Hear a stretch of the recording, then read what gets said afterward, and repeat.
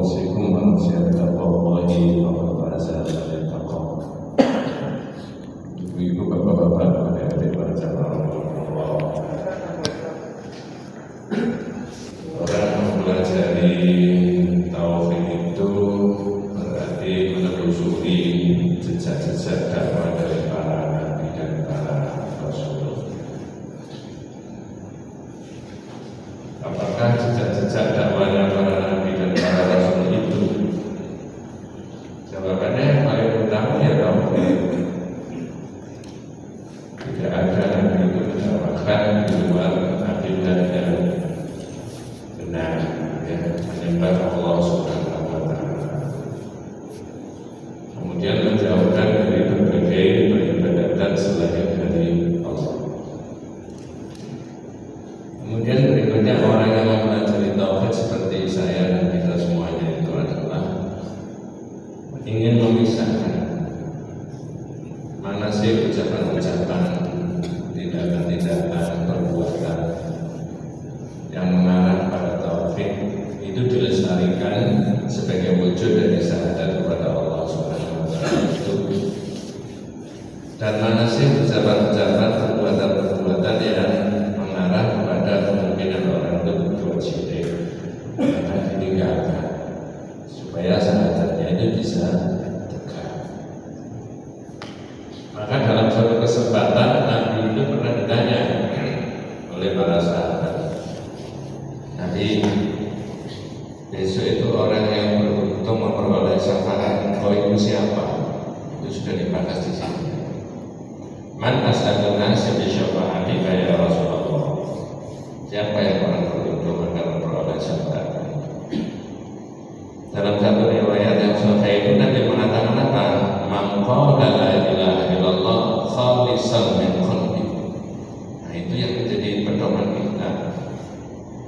Orang yang mengucapkan la ilaha illallah tapi ikhlas dari hatinya. Itu sudah sering saya tanyakan, mulai dari yang pertama, pertanyaan itu, apakah kita ini sudah melafalkan la ilaha illallah? Semuanya menjawab sudah. Dua, apakah lafal la ilaha illallah yang keluar dari lisan kita ini betul-betul ikhlas? Jawabannya iya. Pertanyaannya ketiga itu yang tentu rumit. Apa ukurannya ikhlas? Jawabannya, ukurannya ikhlas itu mengetahui mana tauhid, mana syirik, mana tauhid, mana syirik, yang diperdomani tauhid, yang ditinggalkan syirik. Itu ikhlas. Kalau tidak begitu kan ada ikhlas. Karena la ilaha illallah itu maknanya la ma'budu bihaqqin illallah, tidak ada zat yang berhak untuk diibadahi kecuali Allah. Nah, yang akan saya majukan untuk didiskusikan, dibahas pada malam hari ini, nanti tugasnya panjenengan 20 menit berikutnya atau 25 itu tugasnya untuk mencari. Kalau saya carinya sudah ketemu, tinggal dengan yang mencari nanti ketemu apa enggak ya. Apa yang dicari? Judulnya Ba'duha Lidil Ummah Ya'budul Awsan. Sebagian dari umat ini masih menyembah. Kalau judul begitu dengan uraiannya itu bukan mengolok-olok orang, ya, memberi penjelasan dan pencerahan. Maka nanti kurang lebih 20-25 menit berikutnya akan diuraikan sebagian dari umat ini masih menyembah berhala. Tugasnya yang mendengarkan apa? Tugasnya yang mendengarkan adalah mencari mana wujud berhalanya. Nah itu. Siap? Kalau tidak siap ya apabila kita harus siap supaya ada yang bisa dibawa pulang. Dimulai dari mana? Dimulai dari seruan yang ada di dalam Al-Quran bahwa orang ahli kitab itu juga diajak untuk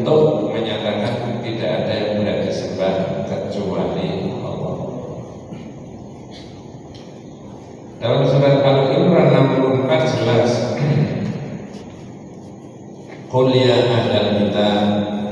Dimulai dari situ. Surat Al-Imran ayat yang berapa tadi? 64. Qul ya ahlal kitab ta'alau ila kalimatin sawa'in bainana wa bainakum. Jangan dipotong sampai di situ, Pak. Kalau diuraikan dalam bahasa kita, Muhammad katakan, wahai ahli kitab, marilah bersama kami, marilah kepada satu pernyataan yang sama antara kami dengan kamu. Oh, kalau begitu agamanya Nabi Muhammad sama agamanya orang ahli kitab sama. Iya. Maka Rasulullah diseru tadi, diperintah sama Allah supaya mengajak ahli kitab itu kepada kalimatin sama, kalimat yang sama, pernyataan yang sama, komitmen yang sama. Bainana wa bainakum, di antara kami dan kamu. Apa kamu di sini? Kalau cuma itu yang diterangkan, berarti orang Islam dengan orang Nasrani sama kan? Halo? Loh, dengan itu diperintah suruh mendengarkan. Ya. Berarti kalau sampai di situ, ya, bahwa orang Islam dan orang ahli kitab Nasrani sama kan? Ini bisa keliru kalau cuma dipotong sampai di situ. Oh, ternyata orang sama orang ahli itu sama. Sama bainana wa bainakum, kalimat yang sama di antara kami dengan kamu. Podo berarti podo, jangan begitu. Podonya di mana? Allah na'budu illallah. Nah itu bahwa sama-sama menurut agama kita tidak boleh menyembah siapa-siapa kecuali Allah. Nah itu samanya di situ. Kalau dipotong sampai di situ separuh, kondisi 2023 menjelang 2024. Nah setelah 2023 2024 sama. Nah di sini disamanya itu adalah perintah Allah, Allah na'budu illallah, tidak boleh menyembah siapa-siapa kecuali Allah. Berikutnya wala nusyrika bihi syai'an, dan tidak boleh mensyirikkan. Sudah dinyatakan tidak boleh menyembah siapa-siapa kecuali Allah, ditambahin tidak boleh syirik dengan Allah dengan sesuatu apapun. Ditambahin lagi wala yattakhidha ba'duna ba'dan arbaba min dunillah, dan tidak bolehlah di antara kita itu menjadikan satu dengan yang lain, dijadikan Tuhan selain dari Allah. Itu sudah cetok, itu sudah jelas. Samanya di mana? Agama sama semuanya tadi. Ahli kitab dengan orang Islam. Samanya disuruh menyembah Allah satu-satunya. Samanya tidak boleh mensyirikkan Allah dengan sesuatu apapun. Samanya adalah di antara kita tidak boleh saling menjadikan Tuhan selain dari Allah. Fa'in tawallahu, kalau saling berpaling dengan itu, faqulu syahadu bi anna muslimun. Ya, saksikanlah kami ini orang yang berislam kepada Allah. Jadi deretan para nabi dan para rasul, ya, sebenarnya itu misinya. Zaman boleh berganti-ganti, nabi juga boleh berganti-ganti, zaman bisa berubah-ubah, tapi inti acaranya adalah mentauhidkan Allah. Itulah yang kita ucapkan, dan itu yang kita amalkan, dan itu yang akan dimintai bertanggung jawab. Dulu ketika masih kecil, itu kita ditanya oleh ibu kita itu umur 2 tahun 3 tahun itu. Ya, ibunya sudah ngerti kalau anaknya sendiri, tapi ditanya anaknya siapa ya, anaknya siapa. Betul Pak ya? Tunggu berkembang ketika masih sekolah ditanya teman-teman, Mas sekolahnya di mana? Sudah selesai sekolah, kuliahnya di mana? Sudah selesai sekolah, ditanya pekerjaannya di mana, profesinya apa. Ketika sudah meninggal, yang tanya ganti. Halo? Siapa ya? Hah? Malaikat. Siapa yang ditanya? Semuanya. semuanya manusia. Salah satu yang ditanya adalah siapa Tuhan? Siapa? Ada 3 pertanyaan. Siapa Rabbimu, siapa Tuhanmu? Waman nabiyuka, siapa nabimu? Terakhir apa? Jawabannya kita belum terlalu fasih menjawab karena belum pernah berpengalaman di sana. Tapi Pak, orang Islam seperti panjangan dan saya tidak usah khawatir. Hampir tiap ngaji saya sebutkan itu. Tidak usah khawatir bagaimana yusabbitu Allahu alladziina aamanu bil qawli tsabiti fil hayati dunya wal akhirah. Orang Islam itu akan diteguhkan jawabannya sama Allah, baik di dunia maupun akhirat. Oh, kalau begitu orang Islam jawabannya nanti jelas Pak. Iya. Tidak kecil, enggak. Kecil berapa? Jelas. Bahasanya anak-anak itu kecil.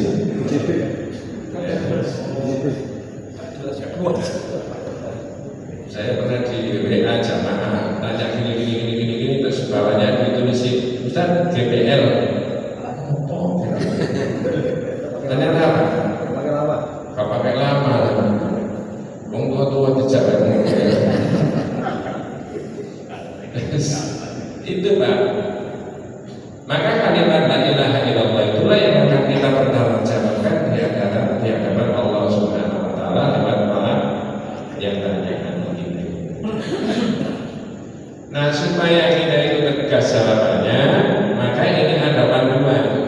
Jangan sampai kita terjerumus dalam perbuatan syirik. Maka judulnya tadi Ba'du hadhil ummah ya'budul awthan. Sebagian dari umat ini masih menyembah. Wujudnya apa? Nah, ini yang penting. Wujudnya apa itu dimulai dari begini. Ketika Rasulullah hijrah dari Mekah ke Yathrib, waktu itu namanya kan masih apa? Yathrib, belum Madinah. Itu di Yathrib itu ada seorang tokoh yang namanya Ka'ab bin Ashraf. Semoga saya tidak salah. Ini tokoh Pak. Menurut tarikh, orang ini mau digadang-gadang menjadi pemimpin gubernur di Madinah. Tapi ketika Rasulullah hijrah dari Mekah ke Madinah, orang ini pamornya turun. Yang naik Nabi disambut dengan kekagumitan. Banyak orang beriman. Kalau pakai bahasanya yang survei berarti orang ini elektabilitasnya turun. Yang naik siapa? Anies.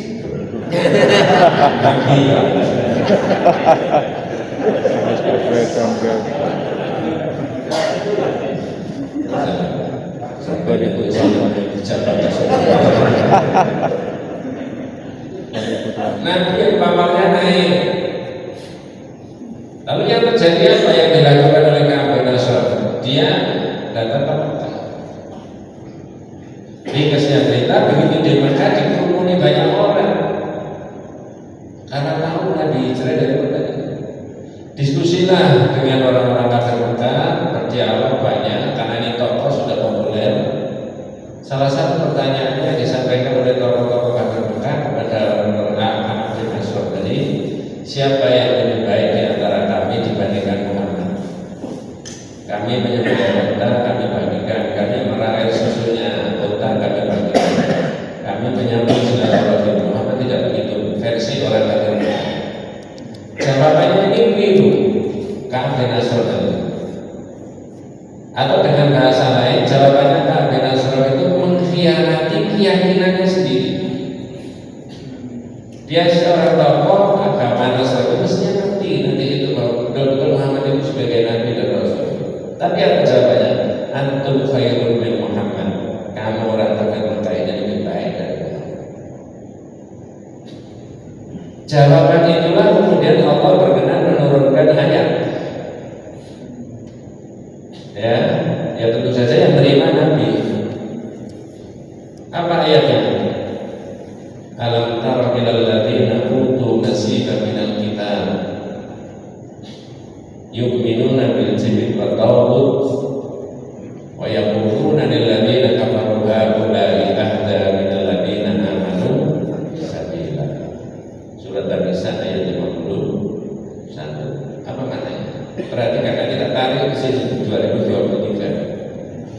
Apakah Anda tidak perhatikan bahwa ada orang yang diberi bagian dari kitab? Ya Ka'ab bin Ashraf itu.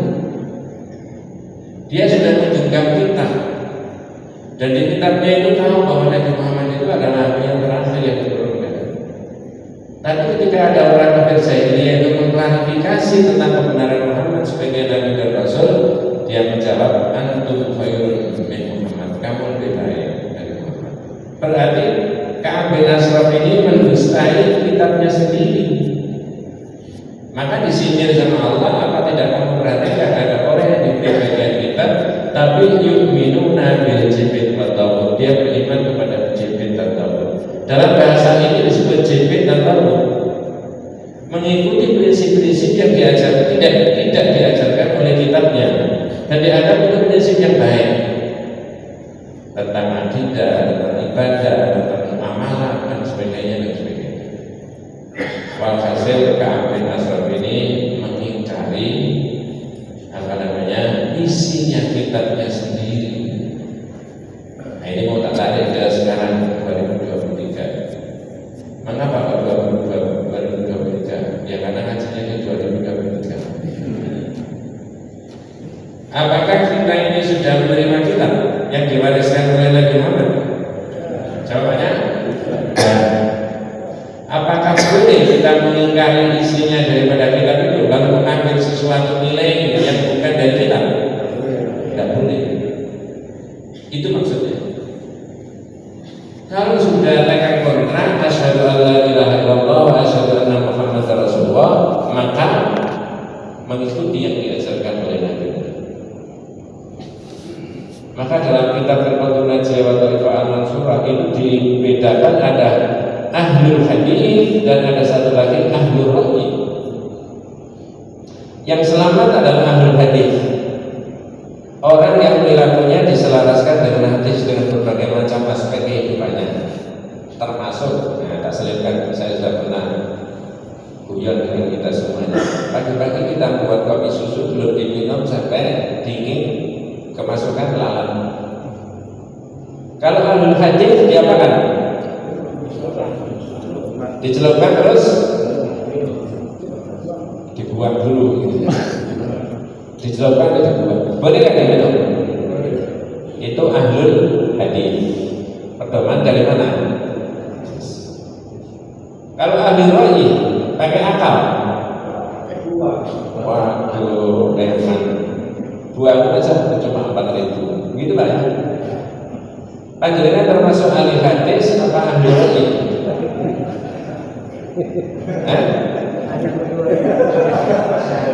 Ini ahli apa? Jangan-jangan bukan ahli hadis tapi ahli hadas. Kalau ahli hadis saya dijelaskan dibuang. Kok ngono? Jorok rendah Nabi Ma'asabillah. Nabi itu gak sembarangan. Nah, kalau tidak percaya diteliti ada apa lalu silahkan. Tapi Nabi cuma dawuh itu. Yang nggak boleh itu diminum saat makan pisang. Mengapa kalau saya selipkan begitu itu tadi? Kalau sudah menerima kita, kata Rasulullah Taala, "Fiikum amra ini, aku tinggalkan kepada kalian dua perkara." Itu khutbahnya di Arafah. Kalau kamu berpegang pada dua perkara itu lan tadillu, tidak akan tersesat selama-lamanya. Apa itu, Pak? Kita Allah wa sunnah Nabi.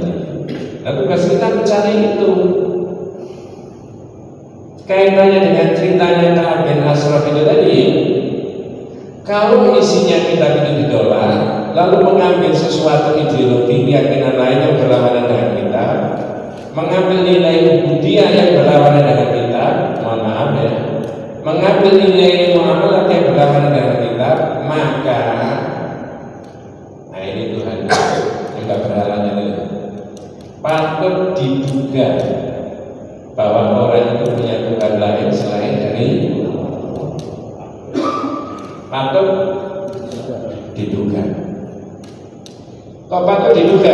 Selama Tuhan itu Allah, saya pakai istilah Tuhan, Nabi itu Muhammad, kitab itu Quran hadis, sholat maghrib itu 3 rakaat. Karena contoh yang ekstrim supaya tidak dibantah. Tapi ketika ada orang merekayasa sholat sendiri di maghrib itu 4 rakaat, berarti patut diduga kamu punya Tuhan lain, punya nabi lain yang mensyariatkan sholat maghrib berapa? 4. Itu maksudnya. Ustaz, kalau begitu kita harus mengikuti. Iya. Tidak boleh yang lain. Kalau ikut yang lain, tetapi yang lain dari dianggap lebih baik daripada isinya kitab, inilah maknanya. Apa kamu tidak perhatikan ada orang yang diberi bagian dari kitab, tapi kemudian dia beriman kepada jibit dan tauhid?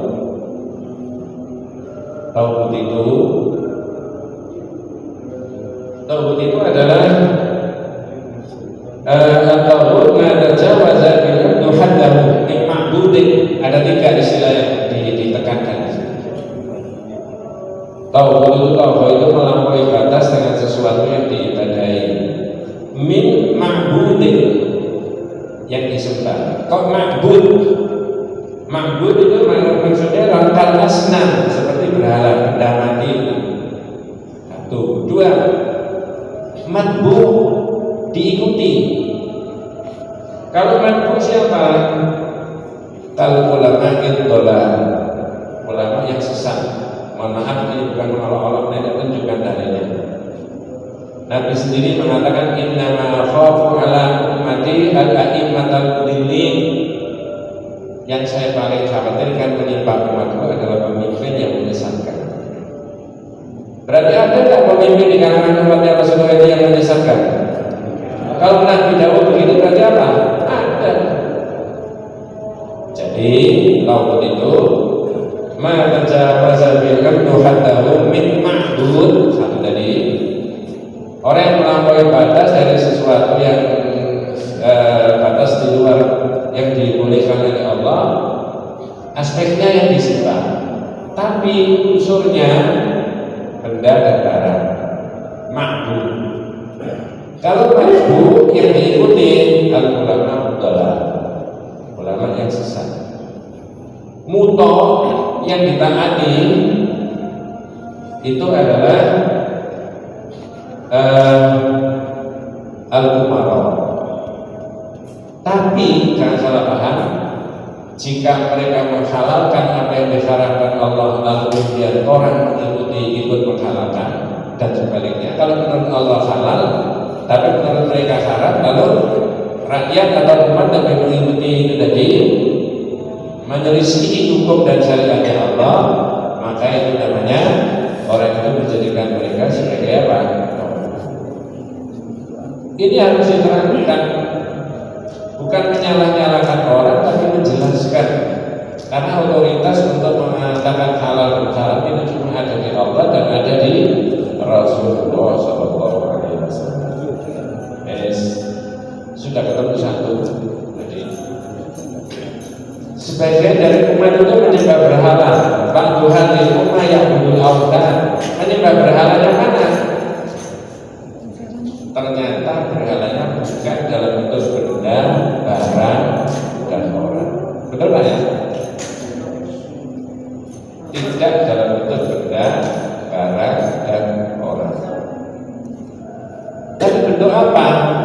Orang menolak atau orang tidak mau dengan hukum syariatnya Allah, mengambil sesuatu yang lain yang berlawanan dengan itu, kalau dianggap itu lebih baik daripada syariatnya. Maka bahasa saya tadi, patut diduga orang itu punya Tuhan lain selain dari Allah. Selama Tuhan itu Allah, Nabi itu Muhammad, kitabnya itu tidak ada pada begitu yang diajarkan. Ini pandangan tauhid, pandangan akidah. Nanti di fikih terjadi perbedaan macam-macam. Makanya tadi saya cerita kasih contoh yang ekstrim yang tidak mungkin dibantah, yang disyariatkan sholat maghrib itu 3 rakaat, tiba-tiba orang membuat sendiri dalam komunitas masyarakat tertentu sholat maghrib dibuat berapa? 4. Berarti patut diduga orang ini punya Tuhan lain selain dari siapa? Allah. Itu maksudnya. Sudah ketemu? 1. 2. Jadi kan sering baca tiga? Dua itu maksudnya dua dari bentuk orang yang disebut sebagian dari umat itu menyembah berhala itu. Dua. Ceritanya Ashabul Kahfi. Ashabul Kahfi itu tidur di gua berapa hari atau berapa tahun? Kalau tumiatin sini nawas dari tis'ah 309 tahun. Itu mati atau tidur? Tidur. Jadi kan bisa bayangkan orang yang ditidurkan oleh Allah selama 309 tahun tiba-tiba kemudian bangun dari tidurnya. Masyarakat saat itu yang masih hidup, saya pakai bahasa yang populer aja. Masyarakat yang saat itu masih hidup mengerti bahwa ini anak 309 tahun yang lalu. Dari apanya? Mata uangnya. Kemudian menurut teorinya siapa saja, orang yang tidur 309 tahun itu tadi lalu muncul dari gua itu tadi, kalau pakai bahasa sekarang ini berita viral kan? Ini ada anak 309 tahun yang lalu tidur sampai sekarang baru bangun kemarin. Kok tahu kan? Berita ini sisi hal-hal yang 309 tahun yang lalu tahu semuanya persis ABCD-nya dan pernah jelas. Ada video-video pendek di mana-mana. Kira-kira kalau pakai bahasa sekarang, semua stasiun televisi memberitakan viral kan? Nah, sekarang berhalanya. Kalau itu jadi beda. Dari situ kemudian pikirannya orang itu pecah. Pecahnya gimana? Oh, kalau itu bukan sembarang gua di situ itu. Nah, keliru nggak ini? Yang dianggap keramat apanya? Bukan lagi yang dilakukan siapa? Itu loh bentuk menjadikan selain daripada Allah sebagai Tuhan. Tidak terasa, dikiranya sah-sah saja. Nilai historis dan sebagainya itu, ya, akan saya buat bangunan di situ monumen supaya orang tahu nanti berikutnya bahwa pernah ada muncul dari gua ini anak yang tidur selama 309 tahun. Lebih fatal lagi, orang yang punya kuasa, orang yang bisa menentukan ABCD-nya masyarakat itu, yang direncanakan bukan monumen, tapi apa? Masjid, tempat ibadah.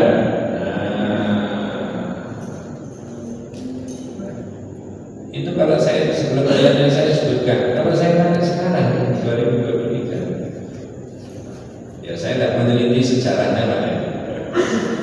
Apakah di Indonesia, waktu khusus di Surabaya ini pernah ada sekian ratus tahun yang lalu seorang ulama yang disebut dengan Wali Songo, salah satunya Sunan Ampel? Ada apa tidak menurut ahli sejarah? Ada toh? Ada.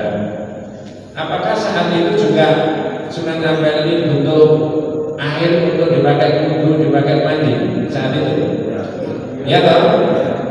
Andai kata sumurnya sampai sekarang itu masih ada, pikiran orang bukan ajarannya Wali Songo ini, tapi apanya? Sumurnya.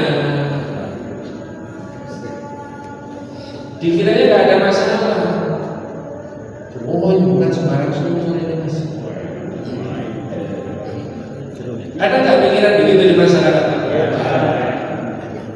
Banyak apa sedikit? Orang yang ikut ngaji?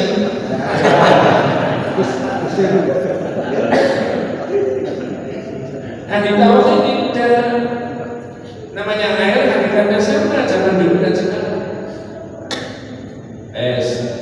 Tak tarik pada sesuatu yang spektakuler. Apakah di Mekah itu pernah ada rumah yang ditempati oleh Rasulullah lahir?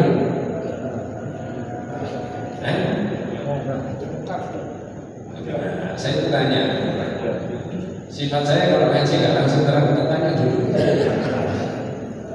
Ya, oh ini mendengarkan aja kalau pikir.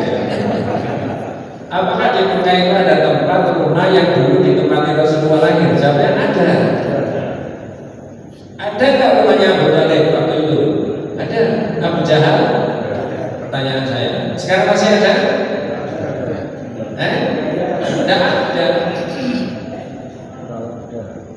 bisa jadi jalan raya, bisa jadi hotel, bisa jadi perluasan Masjidil Haram, betul Pak ya?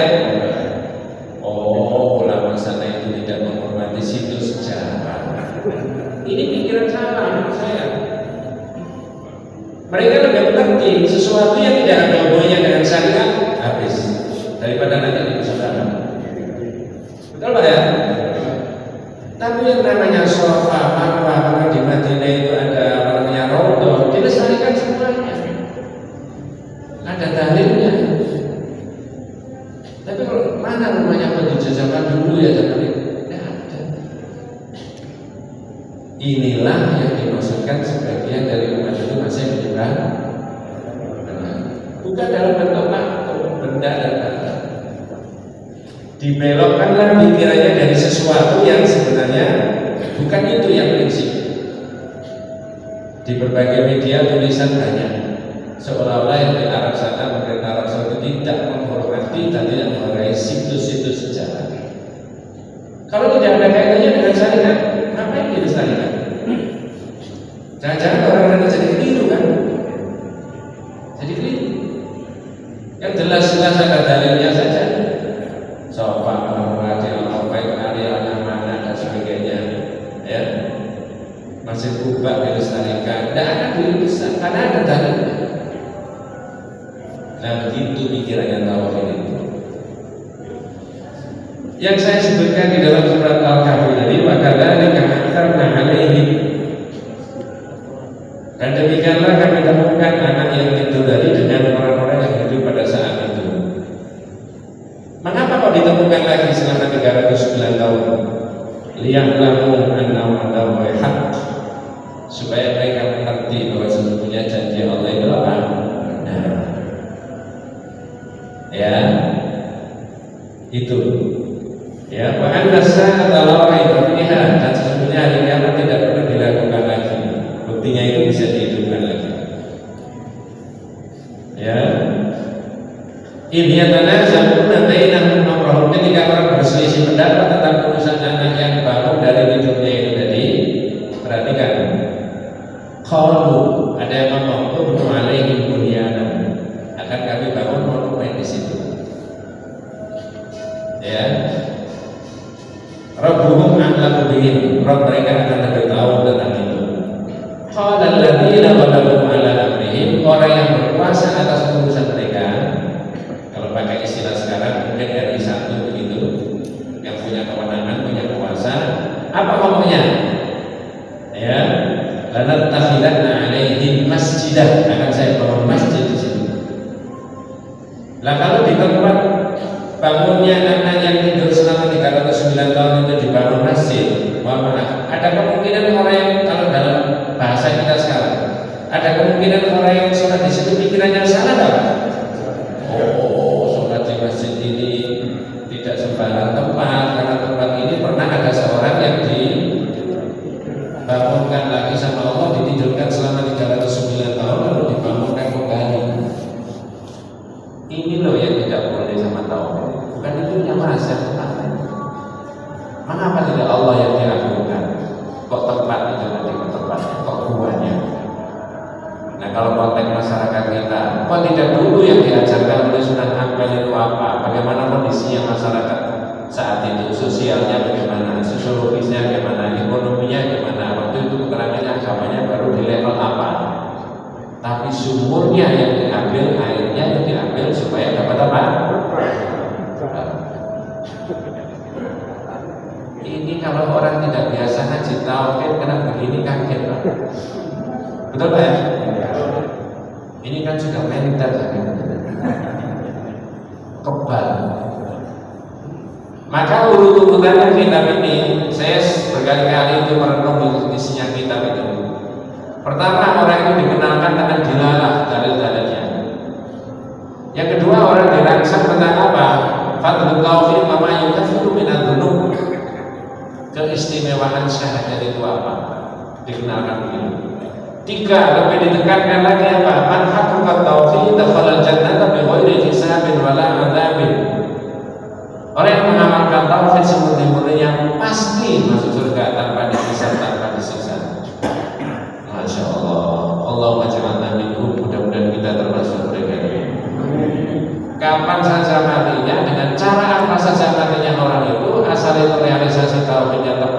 benar, maka tidak usah khawatir. Dia pasti masuk apa? Insya Allah apa pasti? Saya ditanya orang Ustaz, katanya kalau masih besok itu harus insya Allah. Iya, kalau sampai yang ngomong. Kalau Rasulullah yang bicara pasti apa? Pasti. Lu serius itu Pak? Nah begitu. Maka urut-urutannya kita itu orang diajak berpikir mulai dari yang sederhana sampai yang rada berat-berat begini. Ini bab yang 23 dari 67 judul yang sudah dibahas. Dan insya Allah 8 tahun yang lalu ini sudah saya bahas di sini. Waktu masih di situ masjidnya. Ya. Sudah ketemu tadi Pak? Berhalanya Pak? Itu berapa tadi? Loh, saya sudah ngomong 30 menit itu. Ketemu satu apa ketemu dua? Dua. Apa mau dicari lagi? Yang ketiga. Yang ketiga yang disebut dengan sebagian umat ini masih menyembah berhala, didasarkan pada satu keterangan dari Nabi, la tattabi'anna sunana man kana qablakum hatta qudda bil qudwah. Sungguh kalian itu nanti akan ikut orang-orang sebelum kamu seperti bulu anak panah mengikuti mata anak panah. Saya tidak seberapa paham tentang itu, tapi kalau saya bisa memahami, namanya bulu anak panah kan mengikuti mata anak panahnya Pak ya. Melesatnya kemana kan mengikut aja. Betul Pak ya? Bukan hanya itu, kata Rasulullah, kalau takhalu bi takhalu sampai andai kata yang kamu ikuti itu masuk di liang biawak. Liang biawak itu bisa dimasuki oleh kepala manusia? Biawak bajul besar. Tidak bisa toh? Ini kan menunjukkan untuk penghinaan. Andai kata yang kamu ikuti tadi masuk di liang biawak, la takhaltumuhu, kamu juga akan ikut masuk. Itu saking pinternya apa saking gak pinternya Pak? Gak pinternya itu bahasa Surabayanya apa ya? Iya Pak, ya. Jadi kata Rasulullah, nanti ada kondisi itu akan mengikuti. Hatta lau dakhalu hujratan min tadkhulun, andai kata kamu ikuti masuk di liang biawak, kamu juga ikut. Para sahabat penasaran. Ya, faqala, kemudian para sahabat tanya, ya Rasulullah, al-Yahud wa Nasara. Nabi, biasanya begitu orang Yahudi dan Nasrani lah yang mengikuti terus sampai itu. Kata Rasulullah, qala aman. Lah kalau bukan mereka siapa lagi? Oh, Ustaz, berarti ini orang Yahudi bukan kita? Bukan. Kita tidak boleh mengikuti tradisinya seperti mereka. Agama itu bukan di tangan Pak Kiai, bukan di tangan Pak Ustaz, mohon maaf ya. Tapi di siapa? Allah. Tapi mereka itu kalau apa namanya tokoh agamanya mengatakan ada kemungkinan berlawanan dengan hukum syariat yang mereka akan mengikuti pada yang dipimpin itu nanti. Maka kata Rasulullah, andai kata mereka itu masuk di liang lahat, di liang biawak, mereka juga dapat. Sekarang di umat kita, ini bukan mengolok-olok, tapi ini adalah berdasarkan pada satu hadis ya, diriwayatkan oleh Al-Bukhari. Innama akhafu ala ummati al-a'immatal mudillin. Yang saya paling khawatirkan menimpa umatku itu pemimpin yang menyesatkan. Ya. Berarti adakah kemungkinan di internal umat Islam pemimpin yang menyesatkan? Tapi pikirannya panjenengan, hatinya panjenengan, ujung jari kita tidak boleh diarahkan ke siapa-siapa. Tapi Nabi memberikan warning ada. Wa idza waqa'a 'alaihi syai'un lam yurfa ila yaumil qiyamah. Dan ketika masalah menimpa di umatku itu tidak akan selesai sampai pada hari kiamat. Konflik di antara umat Islam itu sudah diprediksi sama Nabi. Wala taqumu as-saa'atu hatta yarhamu hayyun min ummati bil musyrikin.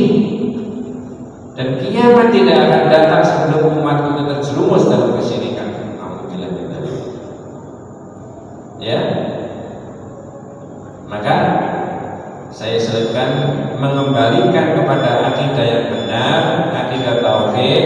Inilah solusi daripada problematika masyarakat itu tadi. Ya, solusi. Di dalam kitab Al-Qur'an Najiyah kita ketemukan mengenai marhalatun Nabi, periodisasi daripada perjuangan Nabi. Pertama marhalatun tauhid, yang kedua ukhuwah persaudaraan, yang ketiga al-istiqdad, yang keempat tahqiqun nasab. Apa maksudnya? Untuk membangun masyarakat yang baik, yang berbudaya, yang berkemajuan, itu dimulai dari akidah tauhidnya dulu. Maka di Perserikatan itu kemarin di Salah Islam Berkemajuan, salah satu karakteristiknya adalah al-mabniyu ala tauhid, didasarkan pada tauhid. Nah, tinggal tugas kita di internal itu mengurai pikiran-pikiran tauhid itu yang mana yang diimplementasikan dalam kehidupan kita sehari-hari. Nah, kalau itu sudah ukhuwah dipersaudarakan. Kalau mau jadi pemimpin yang baik, didukung oleh semua komponen masyarakat, masyarakat itu jangan dipecah, malah justru dipersaudarakan. Betul Pak? Tidak ada alasan untuk tidak mendukung seorang pemimpin itu kalau pikirannya pemimpin itu selalu mempersatukan umat. Ini, ya, itu Nabi gitu. Tapi kalau dipecah-pecah, pasti yang dipecah yang merasa dirugikan itu tidak akan mendukung. Mohon maaf, ini bukan siapa-siapa, tapi ini teorinya Nabi. Kemudian yang ketiga adalah al-istiqdad, persiapan. Mulai zaman Nabi sampai zaman kapanpun, namanya satu masyarakat, satu komunitas, satu negara, pasti ada yang merecoki. Tapi kalau istiqdadnya itu kuat, persiapannya itu kuat, nah ini persiapan saya sudah menguraikan agak panjang. Salah satunya yang direkomendasi dalam kitab itu adalah ar-ramyu. Persiapan itu kekuatan fisik, kekuatan militer. Karena orang itu kalau diplomasi gagal, ekonomi gagal, ini gagal, maka yang terakhir yang akan berbicara adalah kekuatan fisik. Kata Presiden Soekarno, kalau kata-kata saya ini tidak bisa meluruskan hati yang keblinger, maka yang akan berbicara adalah senjata. Presiden ditanya semuanya jawab dengan tegas, bukan. Tapi ada yang ditanya jawabannya apa? Kok nanya saya?